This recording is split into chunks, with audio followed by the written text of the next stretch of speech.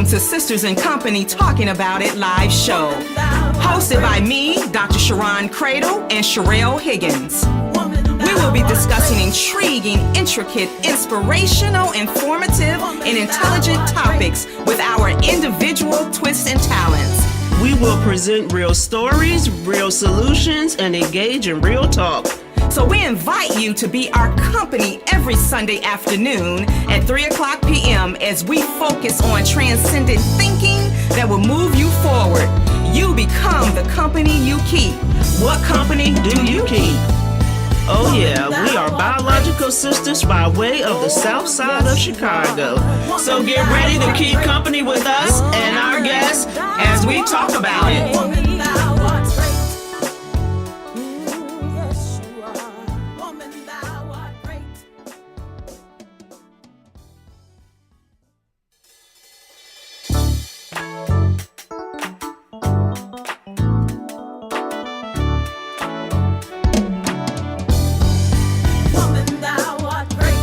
Welcome to Sisters in Company Talking About It live show. Hosted by me, Dr. Sharon Cradle and Sherelle Higgins. We will be discussing intriguing, intricate, inspirational, informative, and intelligent topics with our individual twists and talents. We will present real stories, real solutions, and engage in real talk. So we invite you to be our company every Sunday afternoon at 3 o'clock p.m. as we focus on transcendent thinking that will move you forward. You become the company you keep. What company do you keep? Oh yeah, we are biological sisters by way of the south side of Chicago. So get ready to keep company with us and our guests as we talk about it.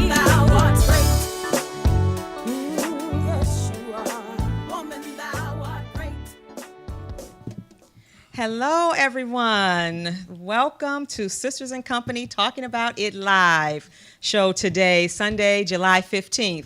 As you can see, Sherelle is not here, and I am back in the studio, and I am so honored to have my husband here with me, Ira Cradle, who's going to serve as the co-host, and later on today, Alyssa is supposed to be on her way. We're going to continue the conversation about fatherhood that my sister had with our guests last week. So, as I always do, we start with scripture, and the scripture really is going to be important as we talk about the topic of fatherhood. So, I'm going to read Isaiah 40:29 and 31. He gives strength to the weary and increase the power of the weak.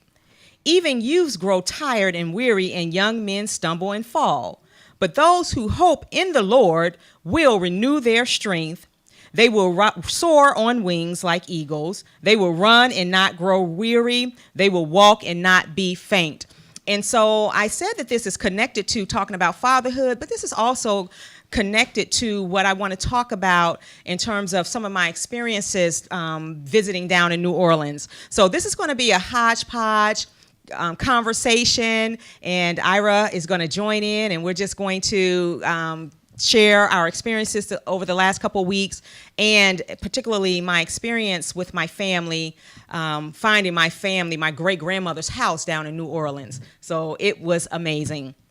So what we want to do is I want to start with Ira. As most of you all know, Ira and I, we've been married, it'll be 22 years this year in November, and God is some kind of good to be married that long. And so, Ira, tell our audience a little bit about who you are, and then we'll get started with the other conversations. Well, my name is Ira Cradle, and it is Cradle. We say Cradle from North Carolina, but it's actually Cradle because it's spelled with an E. Country boy from Carolina, a little place called James City, and went off to school at a little school called Elon College then. It's now Elon University. Got a commission, spent about 20 years or so in the Army. Got my commission out of North Carolina A&T State University's program. And following that, career in the Army, I became a government civilian, so I'm still working for the government. Yes. And Ira, most of you all are probably saying, Elon, where's Elon? We've never heard of Elon. And I know there are lots of people that are in our lives that say, they had never heard of Elon until Ira started talking about Elon. And so if you ever go down to North Carolina, it's right outside of Greensboro, if I'm not mistaken. Elon is a nice, yes, it's a nice, quaint school. It is not an HBCU, and that's probably why you've never heard of it, but it's all good. And so, as I said, we're really going to talk about a variety of things in terms of our experiences the last couple weeks, and really kind of hone in on our trip to the Essence Festival, and then come back after the break and invite Alyssa up so that we can talk about fatherhood. And so I think that's going to be wonderful. So you need to talk into the mic. Okay. Yeah. So I was away July 1st weekend, and so when I was away celebrating my niece's, Tasia, her 21st birthday down in the Tidewater area. And the reason I went was because my sister and brother-in-law had to go somewhere else with their son, a soccer tournament. I believe it was Boston. And I was so glad that I could stand in the gap, because that's what family is supposed to do while, other family members cannot be there for one reason or another. And so, of course, we went to Virginia Beach. I hadn't been to Virginia Beach in a long time. There was a lot of people. It was hot, hot, hot. That's all I'm going to say. And what I realized about, when you are exposed to traveling, you understand that there are different types of water. And so the water in Virginia Beach, it was so muddy and murky, and I couldn't see through it, so I was very uncomfortable putting my feet in that water. But I got in, but I couldn't see at the bottom, and so I was a little weary, but I went on and was a good sport about it. And so from there, we, of course, went to eat, and most people that are listening, you're probably familiar with Captain George's Seafood. That place is overwhelming. I hadn't been there probably since the 80s, to be very honest with you, and so it's very overwhelming, the amount of food. And so the young ladies that were with us, no one had ever been there but me, but I just remember it from going there back in the day. And so we had a great time. But the highlight, of course, was, spending time with Tasia and the young ladies. They keep me young, but we ended up going to the Fort Monroe. I think it was an Army base. It closed. Army base? Yeah, it closed down several years ago, and they took a certain part of it. I guess it's a lake or a river over there, and they changed it or converted it to what they call Ocean Paradise Club. And it costs $10 to get in. Anybody can go. And as soon as you walk in, you're really walking into a paradise. There was the beach with the sand. They had the pool. They had the restaurant, the bar, just wonderful food. You didn't have to rent the umbrellas and the chairs. Everything was just out there for you. And it was just a very nice getaway. And so if you're ever in the Tidewater area, I just recommend that you just kind of stop by there, when you don't have anything to do or you're looking for something different to do. And so, Ira, I know I was with Alyssa and Tasia and my sister Kiki and some of Alyssa's Tasia's friends that weekend. So what did you do that weekend? I think you went home to see your mom. See my mom, absolutely. And how was your Spent some time visit? in James City. It was a good visit, as my Uncle Danny would say. Awesome visit. Got a chance to spend some quality time, as well as spending a little time with my cousin, Craig Allen. Mm-hmm. And so we did some work in the graveyard, cleaning up some of the grave areas. She likes to do a lot of work in the community. So I also had to go to the emergency room. I had something in my eye from cutting some grass. So we spent a little time doing that, but it was a good visit all in all. Yes, and anytime we're on the road, it's always about praying for safe travels, because, the roads are rough these days. And so we all are, we travel a lot, and I'm always praying for traveling mercies, because it just doesn't have to be that way. So I'm so glad that we were able to go to our destinations and come back safely without any harm other than your eye situation. Praise God. So let's talk about last week. Oh, my goodness. If you have never been to the Essence Festival, I highly recommend that you go. The Essence Festival is for us, by us, and the city of New Orleans do a pretty good job of opening the city and welcoming, I want to say, I don't know how many people were, hundreds of thousands of people.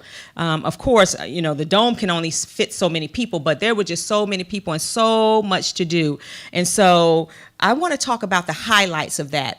I told Ira, I said after Friday night, I could have packed my bags, got on a plane, and came back to Maryland, because that's how amazing Friday night was for me. And that was the highlight for the Essence Weekend Festival for me. So let me tell you a little bit about that. So at the Essence Festival, you have the stars who have their stages, and whoever the star is, they invite other people to be on that stage with them.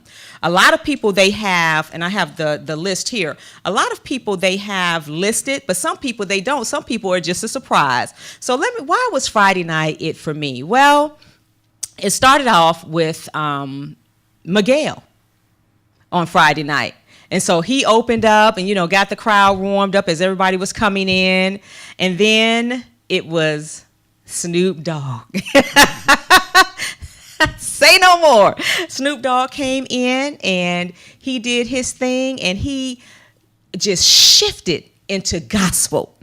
And when I tell you, he raised the roof up in that place with the gospel. He had Fred Hammond, John P. Key, the Clark sisters. Who else? Detroit. Anybody That's else? pretty much it. That was it. And I'm going to tell you, they rocked the house. They did. They had a gospel jam session up in there. And so then, of course, you had the Roots to come on. And the Roots brought on not Mary J., but Jill Scott and Erykah Badu. And I'm just going to tell you, it was absolutely... The Roots called it a jam session, and it was really yes, a jam that's session. that's exactly what it was. It was just totally amazing. And there were some other people, I'm sure, who were there that night that I can't even remember, because it was so many people. This is just the main stage that we're talking about. So many people.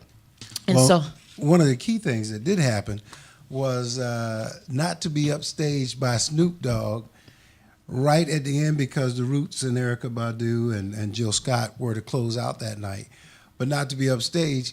All of a sudden, as the Roots and Jill and Erykah were doing their last number, here comes Kirk Franklin. That's right. And he basically gave another mini concert. So the gospel music industry was well represented, and the music was flowing. It was beautiful, just a beautiful night. It was absolutely beautiful. And then not to cut you off, but shouts out to our host, boss, Mike Reeves. Yes. He and his sidekick, Mike Tillman, they had the suite set up real nice in the Superdome. So we really appreciate the hospitality and a lot of other things that they shared with us. So. Yes, and the food, of course, in New Orleans is amazing, and so you will get full and stay full for a long time when you eat in New Orleans. But then on Saturday night, they had Mary J. Blige was the headliner for that night, but Dougie Fresh, he hosted the first part of the show, and he didn't sing or anything or rap, whatever he does, beat bop or whatever it is called, but he did not. He hosted, and then later on they brought him out and he did his thing. He turned it out, and that was that night. Yeah, and I'm just telling y'all how many people were there. It was so many people, and so you had Mary J., Dougie Fresh, you had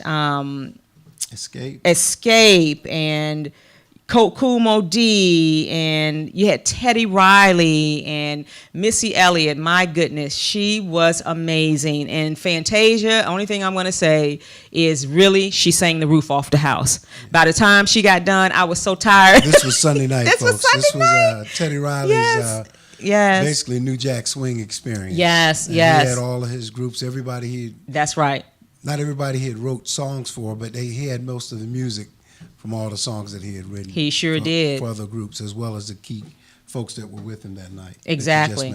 Yeah, he did. And so even Keith Sweat came on stage and did his thing. And, of course, Janet Jackson. She looks phenomenal. Her choreography was just amazing. She was tight, and it was just beautiful. And so let me tell you, so that's the Essence Festival, but next year is the 25th year anniversary. We're unfortunately not going to be able to go because of a family reunion commitment.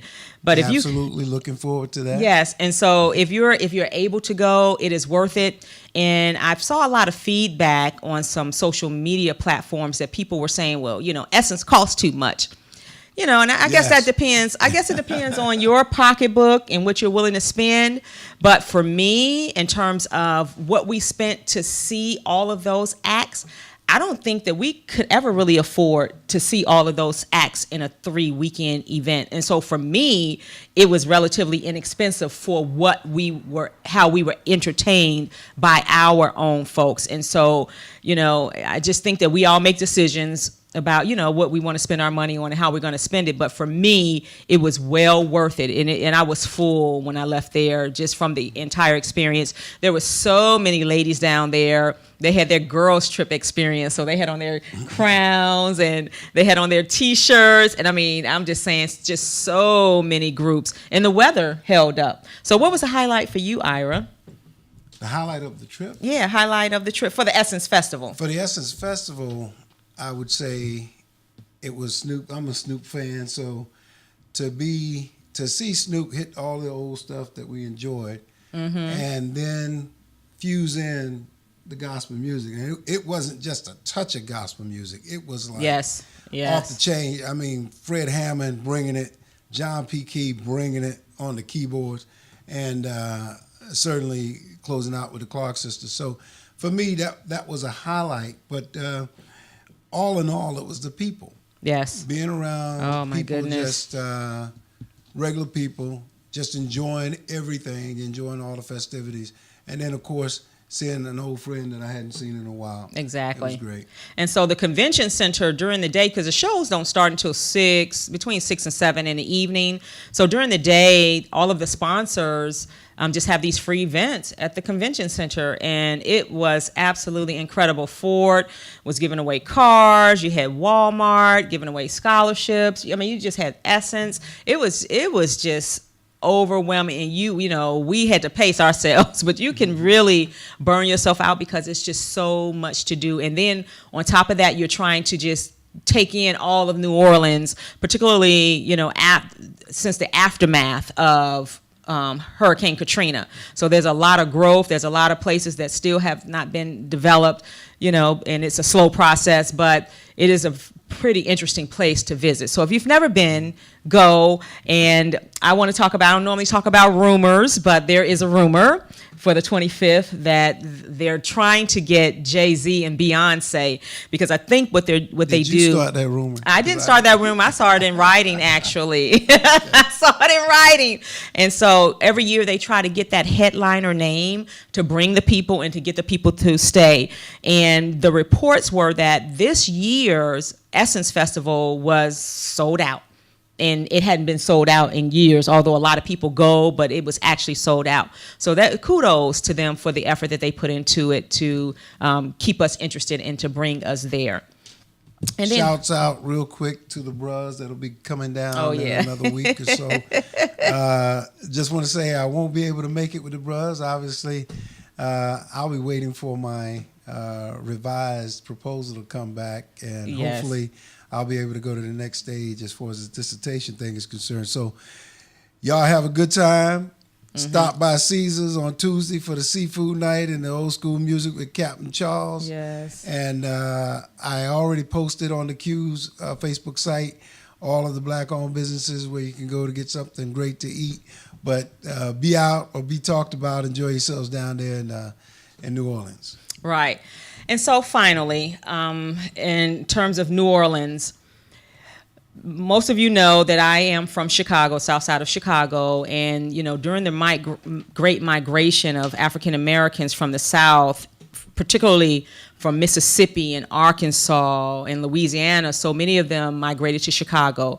And so I often heard my grandmother, who is now deceased, she died a few years ago at like 93 years old. She was always talking about she was from New Orleans. And so I would always say to myself, and I didn't say this to her because I didn't want it to be disrespectful, are you really from New Orleans, or are you really from one of the parishes around New Orleans? And so what happened was, for this time, because I've been in New Orleans before and I've just never had this move in my spirit, we went to a plantation called the Whitney Plantation. And I'm not, so eager to go and take these tours because I'm just not so sure, how truthful they're being and what they're really trying to glamorize, right? So this time we went, and there was this young lady, our tour guide, named Sydney. She was, I guess I could say that was a dual highlight because yes, that was like, she was amazing. And when I tell you, she told the history of the Whitney Plantation, and if some of you all are saying, well, that sounds familiar, well, that is where a couple scenes of Django was filmed, and right down the road from there is the house that the majority of the movie was filmed at. And so it was interesting. So we went, we toured. She was telling us the truth about, how people lived and just giving us the history of that particular family. And so she's obviously done this and has done her research over time, but I think something moved her. And I think it was, we were, of course, with this group of people that we did not know. And of course, used to start talking to people. And just so happened, there was a group that was from Florida there, and they were from a church, and their pastor was there. And so before we went into the church that was donated to that particular plantation, Ira said to the pastor, when we go in, do you mind praying, for our ancestors and whatever prayer you would like to lift up regarding this? And so it was so phenomenal. I think people were just blown away by that. And so we're in there, she tells the history, and then the pastor just started praying. So when we come out of the church, everybody is just in a different spirit now.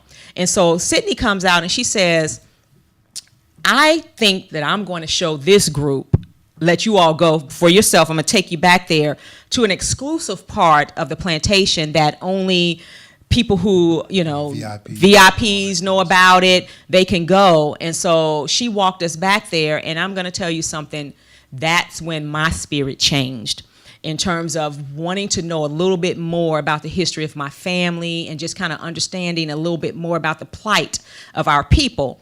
And so where she took us was in the back of the plantation, and back there, she started talking to us about the 1811 German Coast Uprising. It's called, you all can Google it and look it up. It's called the 1811 German Coast Uprising. So just to make a long story short, we had some enslaved folks, and some gentleman came over from another country or something. I don't know where he was from, but he taught the enslaved people. Part of the Haiti Revolution. Okay, the Haiti Revolution. So he talked, met with the enslaved men and said, look, we need to revolt. And so think about during that time, 1811, and them trying to revolt. They didn't have guns. They just had like gardening tools and all of that. And so they decided they were going to revolt against, the treatment of enslaved people and everything. And so to make a long story short, based on the story, they formed their group. They were able to convince other enslaved people to join. But one of the enslaved men went back and told the master that this was happening. And so the master called the governor of the state. The governor of the state then put his, police force, militia, called on his militia to go and disrupt what they were doing. So, of course, that happened because they didn't have guns. The enslaved men didn't have guns. They had gardening tools. So, they were executed, tortured, all kinds of things. But one piece that stood out to me is that these particular men's heads were cut off. They were decapitated. Their heads were decapitated.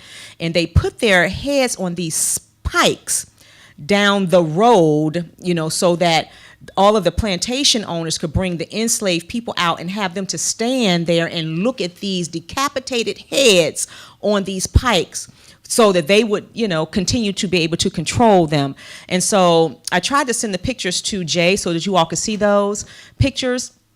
But that's what was on that plantation. So in that back part, they had a memorial about the 1811 German Coast Uprising, but they had the heads, the replicas of heads of each particular enslaved man that was killed during their time, and their names there. And so when I saw that was just, it was just overwhelming, to be very honest with you. You have to be really ready to see that. It was overwhelming. And then I think, Ira, you went and saw the one about the children. Other exhibits for the children, but very moving sight. So again, for the queues going down in a week or so, yes, that's something you might want to check out. It's about an hour's ride away from New Orleans, but well worth it. If that story about the 1811 German uprising sounds very familiar to you, it's almost identical to the Nat Turner uprising down in Virginia. So just a very moving sight.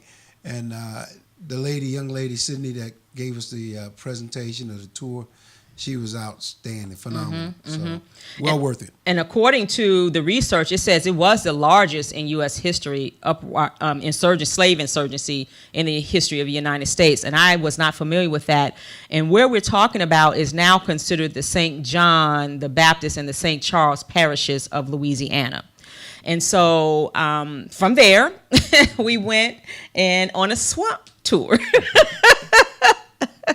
And what I can say is I'm definitely a city girl, because, and the whole time I was out there, I was thinking to myself, just imagining, what our ancestors went through when you see this swampland. They're trying to escape. And I'm thinking, well, where are they escaping to? But that's the desperation. That's the hope for something better, that they were willing to put themselves through that type of, environment to try to get away. And so until you see these things, and I was Facebooking live during the whole thing, but what I'm very clear about is that education is one thing. We can read, Wikipedia, online, books, but until you actually experience what you read, to me, that's what real education really is about. Being able to, take what you've read and experience some of those things and put it together so that it will mean something to you. And I think that's what happened to me. Something just shifted in me when I was there. And so I decided to go down to the courthouse to locate where my grandmother lived, not knowing that I had to do something else, because I wanted to know, based on the family, if any of them really had come through the Whitney plantation. That's what I was really going after. But of course, as things would have it, the documents and the records were pretty scarce, but I was able to locate my great-grandmother, because back in 22, although my grandmother was born in 1898, back in 1922, my great-grandmother was born in 1898. They had these records, these directories. So this is the 1922 directory. And so the highlighted yellow one has my great-grandmother's last known address in New Orleans before she and my great-grandfather migrated to Chicago. And so it just gave me chills. So we have the address, and fortunately, I can't remember the guy's name that took us. Mike Tillman. When I told him about this, he was like, well, let's see if the address still exists. Sure enough, the address still existed.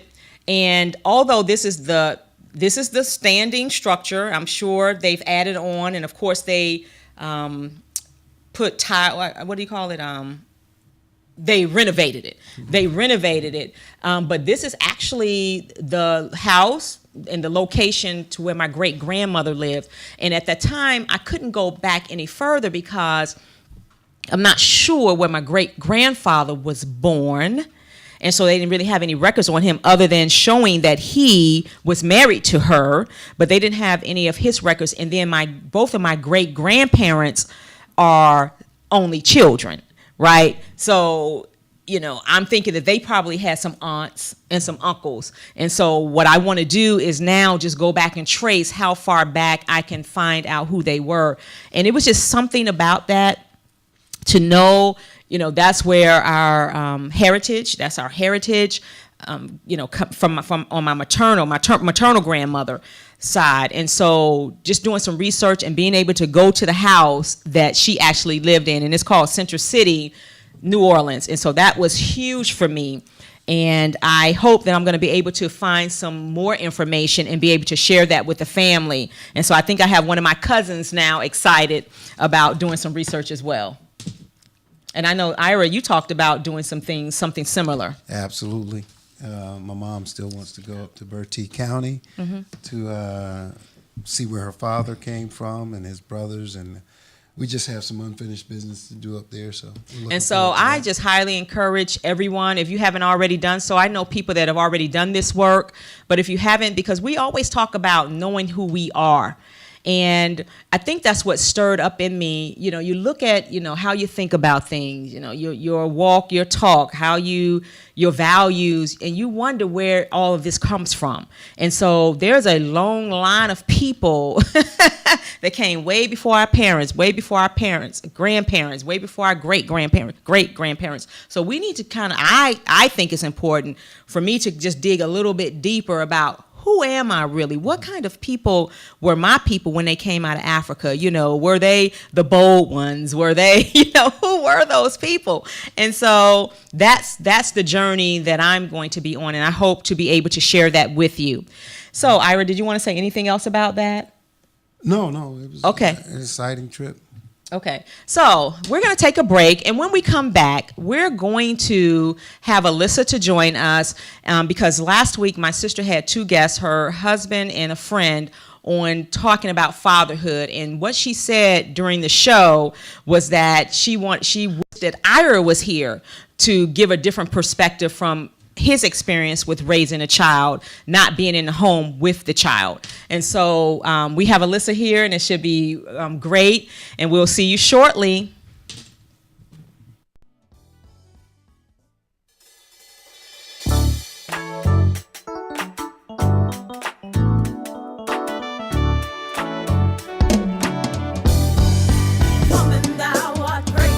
Welcome to Sisters in Company Talking About It live show. Hosted by me, Dr. Sharon Cradle, and Sherelle Higgins. We will be discussing intriguing, intricate, inspirational, informative, and intelligent topics with our individual twists and talents. We will present real stories, real solutions, and engage in real talk. So we invite you to be our company every Sunday afternoon at 3:00 p.m. as we focus on transcendent thinking that will move you forward. You become the company you keep. What company do you keep?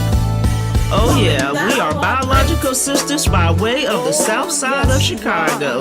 So get ready to keep company with us and our guests as we talk about it.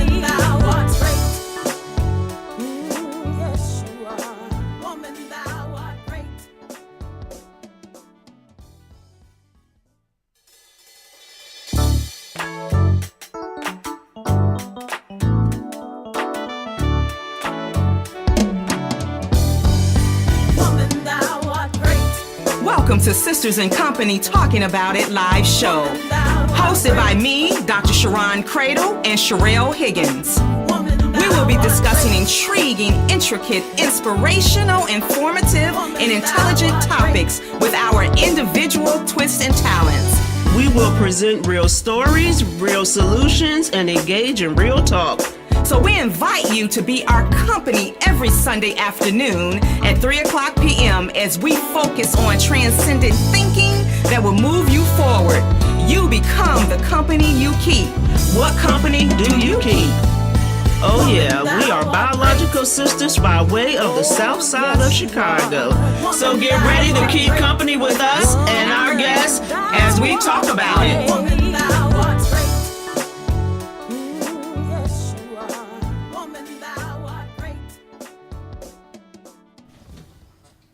Welcome back, everyone. Just thank you so much for staying around for the show and joining us each and every Sunday. It truly has been a blessing and a lot of fun, actually. So we're going to transition.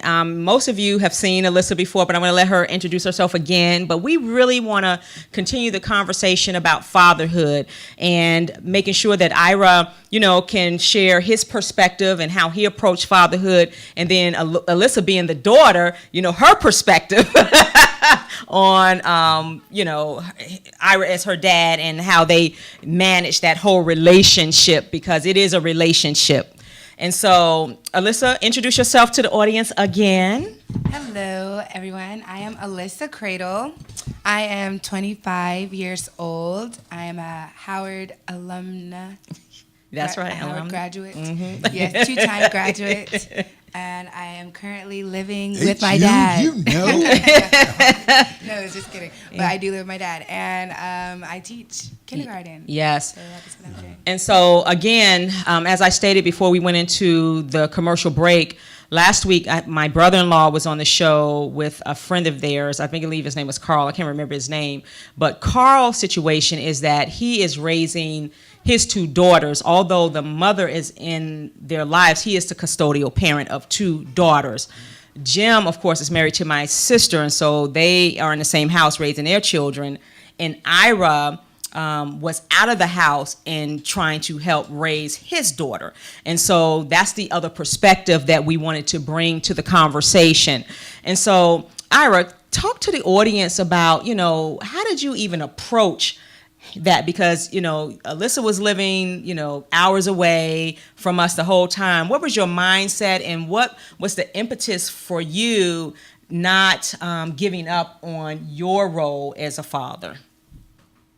Well, I guess you look at how you were raised, and of course, shouts out to Mom, because she did a great job raising 5 boys in a little trailer, and now she's doing quite well for herself. Mm-hmm. But my father, though we always knew our father wasn't really in our lives. Mm-hmm. Now, he was a pretty good grandfather, but for us, it was a little bit different. So that was instrumental in me trying to have a different approach. And I'll tell you this, I probably learned more from Alyssa as a toddler in that approach, because as we were going through our changes, her mom and I, there was one Christmas where I bought her all these toys, and we're at my mom's house, and we're celebrating Christmas, and we're opening all this stuff, and we're setting up all these doll houses and stuff like that, and I'm thinking she's happy. She has all these toys. And about 30 minutes in watching her play with all these toys, she looks up at me and she says, "Hey, Daddy, let me get on your back." Mm-hmm. And I'm thinking, whoa. I bought all these toys, and I realized all they wanted were your time, mm-hmm. and your attention. So not being there, being in the military, I would try to make sure that I came to see her as part of the agreement every other weekend, and I don't care where I was. Matter of fact, I made sure that I got stationed in places that I would be able to make that ride in one day. And so we spent a lot of time on the highway, and there were times when I felt like, because, after experiencing combat and things like that, you don't know how long you're going to be around, and watching loved ones leave here a little bit sooner, you really don't know when your time is going to come. So I felt like she didn't have a lot of time to be a child around me, because I was so busy trying to pour in everything I knew. We would set up summer trips that were fun, but she could always learn something. So it was all about education and values and having a little fun. But when you were cramming it all within the confines of a weekend, or that little bit of time, extra time I would get in the summer. So all I can say is that she taught me I need your time, I need your love, I need your attention. And what I tried to do at that moment was try to spend that quality time and try to help her develop. And I think that's the point. When I say I think maybe I stole some of her childhood is because there were times when you had to have serious conversations and she was so young.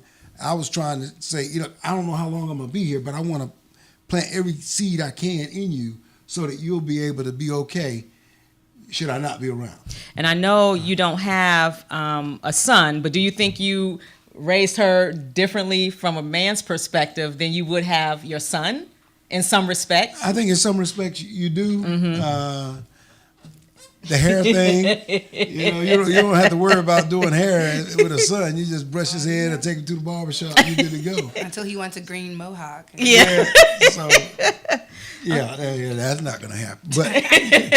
But anyway, I had some challenges with doing hair. But I tried. I learned how to do the twist and the bow and all that. But in terms of the things that you would say to her, because she, you're a man living in this world, and she's a female, and men. So those I would give it to her straight up, especially when she started going to high school, and definitely when she took off to go to college.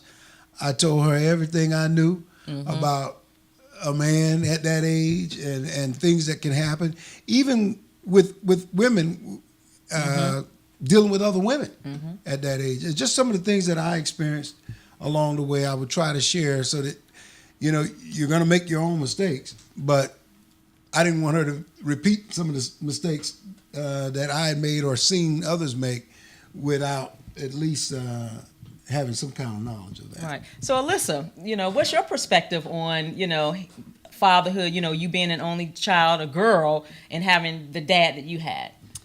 So I think, I majored in human development at Howard, and we just know this from experience as well, that how important it is for a young lady and any child really to have, both parents in the picture. So I always, I used to kind of think what my situation was normal because it was my normal, and I knew I still had both my parents. I didn't feel like, I always knew my dad was always there, like from the jump, like from the very beginning, and he would always make it a point to pick me up every other weekend, and then we'd spend the summers together, and that was our routine. That's what we always did. I think it wasn't until I got a little older that I realized that other kids actually, lived with both of their parents, but there were times when I was younger that I did want that. I thought I wanted that, and because I loved spending time with my dad, and like he said, he would make all the times that we were together fun and memorable, and he would always try to have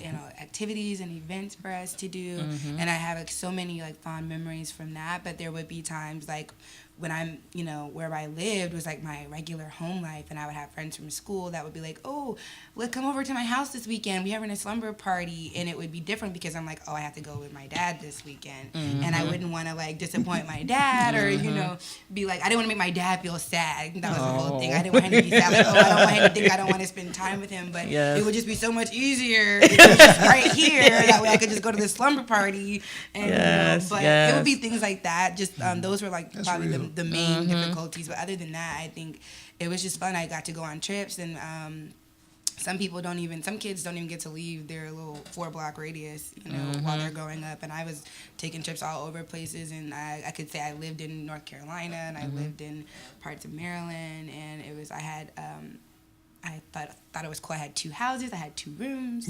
I had 2 sets of toys because I had some toys that I would leave at my dad's house. So I thought it was good. I think my dad has always been there, and he's always definitely been real with me and always had my back. And that's how dads are supposed to be. I think sometimes dads can either be the fun parent. They have that time where they're the fun parent, but they're also the authoritative parent as well. Because I know sometimes, if my mom thought I was getting to a point where it was a little beyond, where she was, able to kind of get in there, she'd be like, I'm going to just call your dad. That's what I'm going to do. And then it's okay, don't call him because you know how he gets. So it's just, it's good. And now as an adult, I appreciate him being there because I appreciate it, but it also it's kind of sucks at the same time because now I know, what to expect from male figures, not even just my dad, but his brothers, my uncles, and just all the other men in my family, they just set the bar so high. So now, like, when you're out here as a young adult and you're trying to, like, look for relationships and find people, it's really difficult because I'm like, no, my dad does not do that. Like, my people don't do that. Like, I don't know men that do that. Right. So it's just, like, certain things that the generation that I'm in, like, the guys that I deal with, is just, like, far off. So I'm just trying to, it's good because I have a good, example to look up to, but at the same time, it's a pretty high bar. So, So let me ask both of you all something. I want you to think about it. What's the greatest advice do you think you've given Alyssa, and what's the greatest advice do you think he's giving you? So to see if it's the same. So what's the greatest advice you think you've given her? Wow.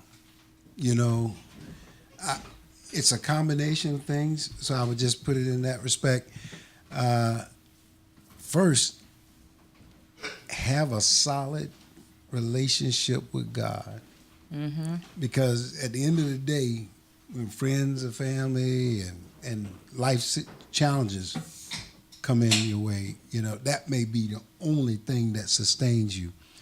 But the practical advice would be, and that's practical too, but I think it would be to make sure you have your education.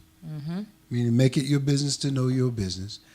And then prepare for your future. Right. And I always tell her, the things I'm doing is not really about you. It's about if the Lord blesses you with children, because it's all about your children's children. I want to put you in a position that they will reap some benefits because of some of the things that I'm doing and that she is doing. And it's really just to be a self-sufficient family. Wouldn't it be nice? I know my nephew might be listening. He's always talking about the cradle compound. But wouldn't it be nice if we could be that type of family that we'll leave here knowing that the rest of our family is going to be taken care of because they built some things. Exactly. And Alyssa? So I was going to say I agree with Dad, too. Definitely. I always call my dad my financial advisor because he's always helping me with, like, getting everything straight with, like, the whole adulting thing that I'm doing now. I was going to say I have two, like, kind of pieces of advice or gems that he's given me that always kind of resonate with me as I'm, like, going through my daily life. The first one would be, like, I just remember him always drilling for God has not given us a spirit of fear, but power, love, and a sound mind, like that scripture in my head. And I would always, like, know that scripture, but I just think just now as I become an adult, I'm finally starting to really understand that fear is not real. It's just it's a fake thing that, God has not given us. So, like, if you're afraid of something, just have to say, like, the devil's a liar and just go after what you want and, be bold in that. But also I would say he always says, always be a lady.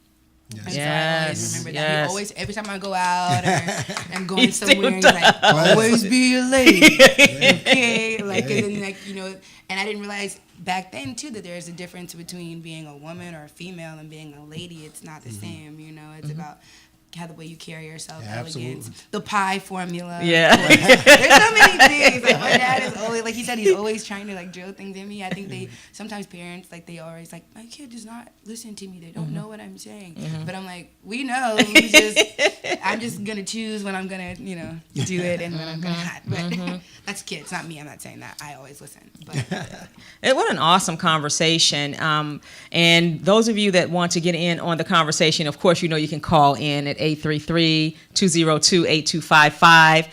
And so that's the easy question. I have a harder question. Ira asked me, did I have any questions I wanted to share with them? I didn't want to give it to them in advance because I wanted it to be an authentic conversation. So that's the good advice.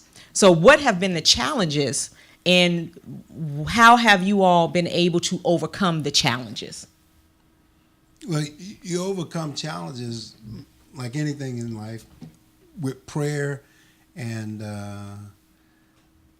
taking a step back, assessing the situation, analyzing things, and no matter what she was going through, at the end of the day, and I'm taking your challenges as between daughter father relationship. Whether it's the relationship or whether it's a challenge that I'm Yes. that I see she may be dealing Exactly. with, that I want something better for her. Exactly. And I always say, you got to want something better for you than I do. But during those times that we had those challenges, I always thought about how God treats us. So as a father in the home, you use God the Father as the example. And so there are times when you need to show some discipline, and there's some times when you need to kind of step back and show some compassion.